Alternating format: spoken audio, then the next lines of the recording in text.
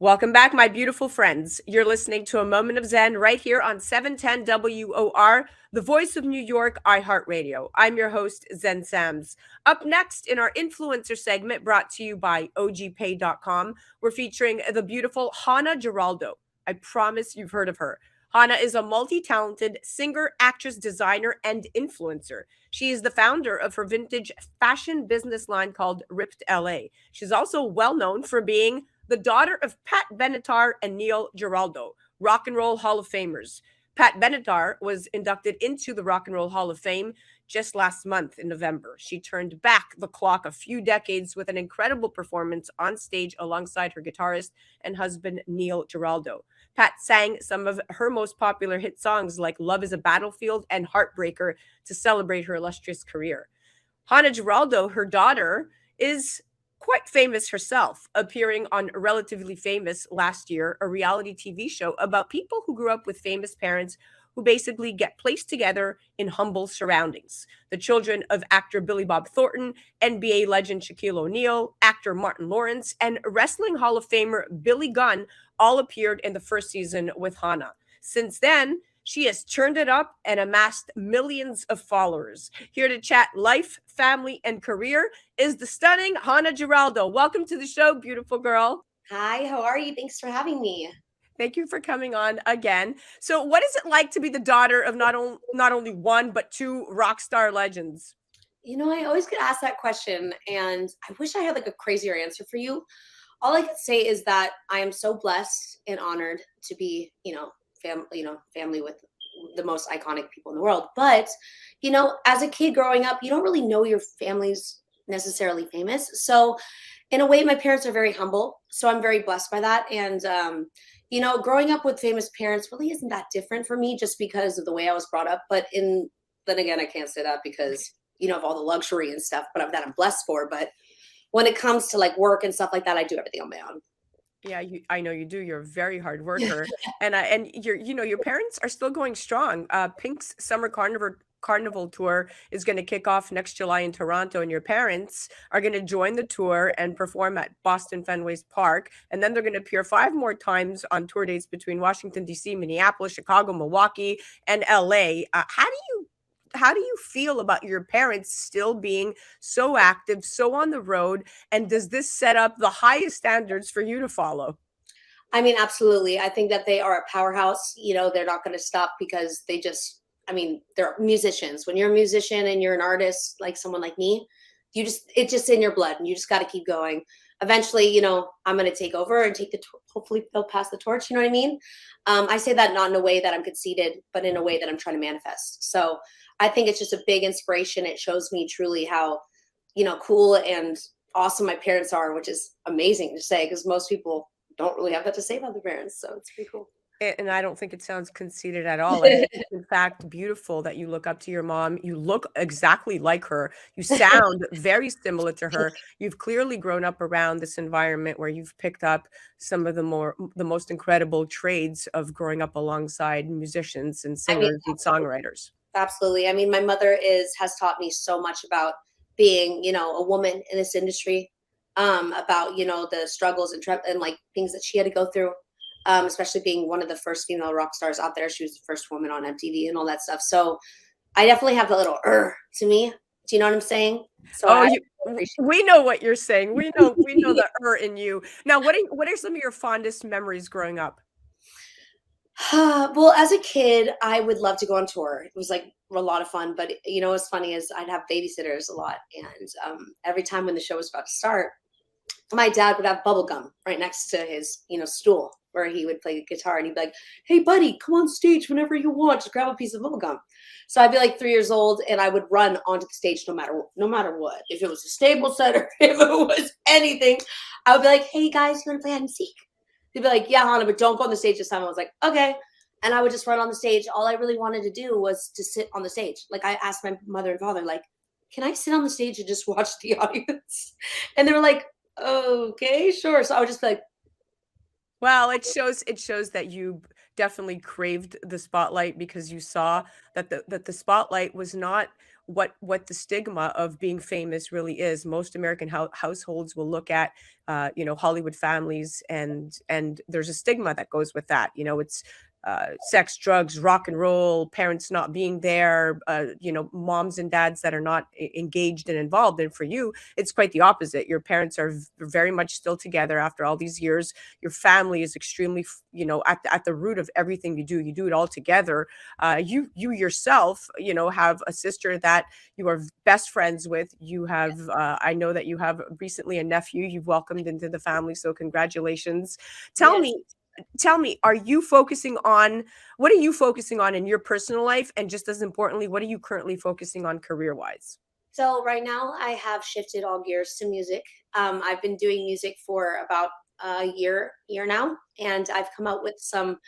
I mean, my music has always been, the thought of my music has always been to, either spread awareness or to either, make fun of myself a little bit. Because although people think I'm served on a silver platter and that like I get given things, oh, you want a record deal? You want that? That ain't it, honey. That ain't it at all. Okay. My parents are like, you could get it yourself. And I'm like, gosh, darn it. Like, come on. But, you know, uh, what differentiates me is that I have a sound that is, well, the second you hear the track come on, it's me 1000%. I have this her edge to it, but it's like a darker pop. I talk about being, a weirdo. I talk about being, having ADHD, but I don't just like talk about it. I own up to it. So I've been working with people like who's worked with Aretha Franklin, John Legend, a bunch of different people. And I have a bunch of killer records that I'm excited to put out. And I've also written like 4 or 5 of my mom's last songs too as well. And so I'm constantly in the studio, constantly doing that. So that's actually what I'm doing after this. Beautiful. I love it. And I know that you've been writing for your mom since you were a teensy wincy little girl. So Yes. it's in your blood. What bothers you most about being famous versus what do you value the most about being famous?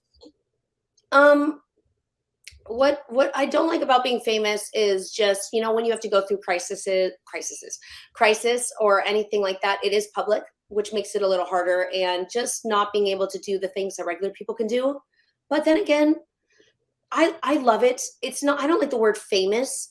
I like inspirational, or the people you look up to, just because, I make it very prominent to make sure my fans know that I love them, and I'll reach out to them. And so I don't look at it as I'm famous, I'm better than you. It's more so like I'm going to use my words and my songs to try and help, because I was bullied, and any way I can help kids and, or women or men or anybody of any sort really go through things, I believe that music is the best outlet. Music is definitely a great outlet, very therapeutic. And I'm sorry you were bullied, but the fact that you are proactive about it now and spreading awareness is what It made me matters. such a stronger girl. Don't worry about it. Like, Yeah. So, what does your holiday table look like? Is it a million friends in and out, or do you keep it intimate? my family is very small, so we like to keep it very intimate. It's usually me, my sister, my brother-in-law, my mom and dad. Just a small Christmas. I really like that. I don't need the big extravagant, Yeah. thing. It's just about family and about the kids and stuff. And It's not. about your 3 dogs. I know that you're currently taking care of 3 dogs. So you Oh, have your own hands very full, I feel like I have a child and I didn't even ask for one yet. I but you love do. children, but I'm like, I'm not ready.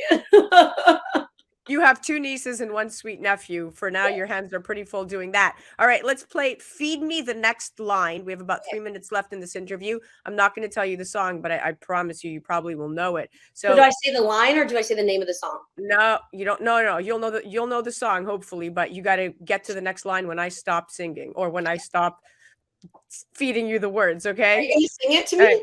I'm gonna try. All right, here we go. I'm gonna try. Okay. You're Okay. making me go, then making me stay. Why do you hurt me so bad?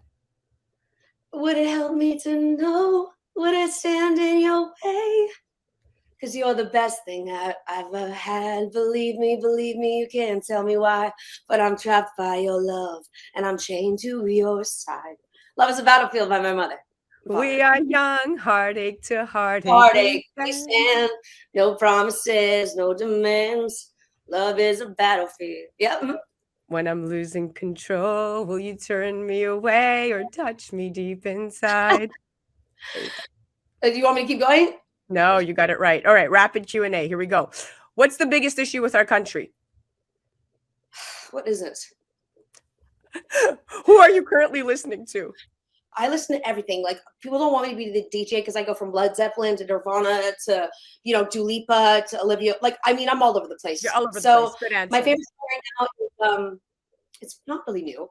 It's Chosen by like Ty Dolla $ign, and like I really like country music sometimes. Depends on my mood. All right, we'll go with those two. What's your favorite designer brand? Ooh, Balenciaga or Fendi.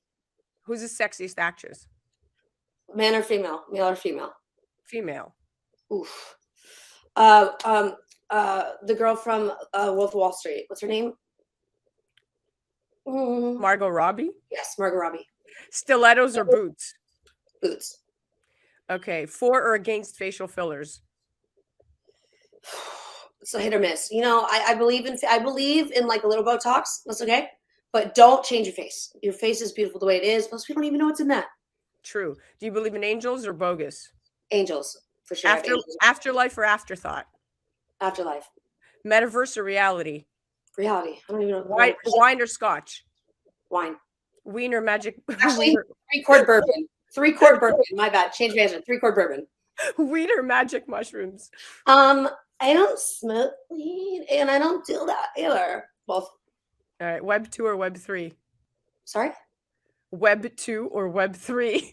What does that even mean? See, there you go. On average, what is the thing that Americans do 22 times in a day? What do you think it would be? How many times? 22. Go to the bathroom? Open the fridge. What color is the black box on an airplane, Hana? The TV. What color is the black box in an airplane? Black. No, orange. What? Okay, that was a trick question. I thought you were like implying like a Black Mirror. Like Black Mirror has like the screen. Okay, wait, there's two more. What was Walt Disney afraid of? You know what? Mice. Yes, you got that. I got that. All right, we are out of time. Walt Disney was statistically I got that afraid. right. I guess that. You got it right. I've done true fact. Walt Disney was in fact afraid of mice. Anna, we are out of time. That was a blast. You definitely have to come back when you have your music. We're definitely going to play it all over WOR, iHeartRadio. Thank you so much for chatting, my darling. You're the best. Thank you so much. Thanks, guys. Bye, everybody. Love you.